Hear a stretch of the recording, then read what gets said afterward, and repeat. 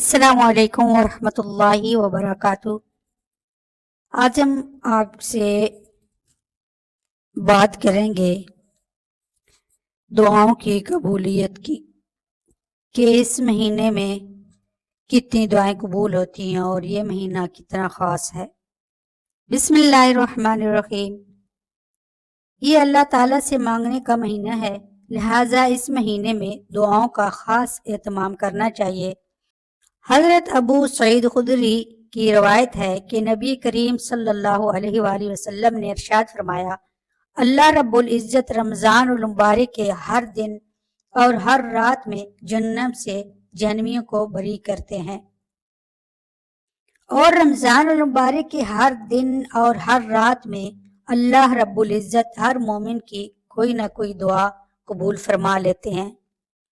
لہٰذا اس بات کا خیال رکھنا چاہیے کہ کوئی بھی گھڑی قبولیت کی ہو سکتی ہے، اس لیے دعاؤں کی کثرت کرنی چاہیے۔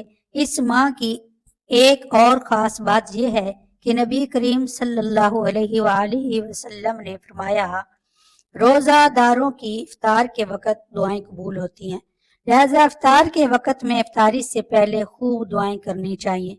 ایک حدیث پاک میں آیا ہے کہ اللہ تعالی شانہ رمضان المبارک کی ہر رات میں ایک منادی کو حکم دیتے ہیں کہ 3 مرتبہ یہ آواز لگاؤ کہ ہے کوئی مانگنے والا جسے میں عطا کروں، ہے کوئی توبہ کرنے والا کہ میں اس کی توبہ قبول کروں، ہے کوئی مغفرت چاہنے والا کہ میں اس کی مغفرت کروں۔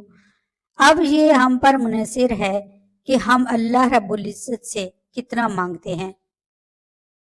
قبولیت کا اشارہ دے دیا گیا ہے، ہمیشہ مانگنے والے کو اپنے دامن کے چھوٹے ہونے کا شکوہ رہا، مگر دینے والے کے خزانے بہت بڑے ہیں۔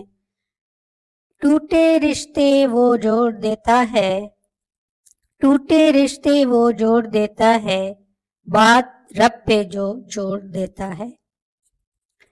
اس کے لطف و کرم کے کیا کہنے، اس کے لطف و کرم کے کیا کہنے، لاکھ مانگو کروڑ دیتا ہے۔ سبحان اللہ۔ یہ تو مانگنے والے پر منحصر ہے، جیسی فریاد کرے گا ویسا ہی انعام ملے گا۔ اللہ کے بندوں، دنیا دار لوگ بھی فقیروں کے بھیس کا لحاظ رکھتے ہیں۔ اگر رمضان المبارک میں کوئی بندہ نیکوں کا بھیس بنا کر اللہ سے مانگے گا تو اللہ تعالیٰ کیوں لحاظ نہیں فرمائیں گے؟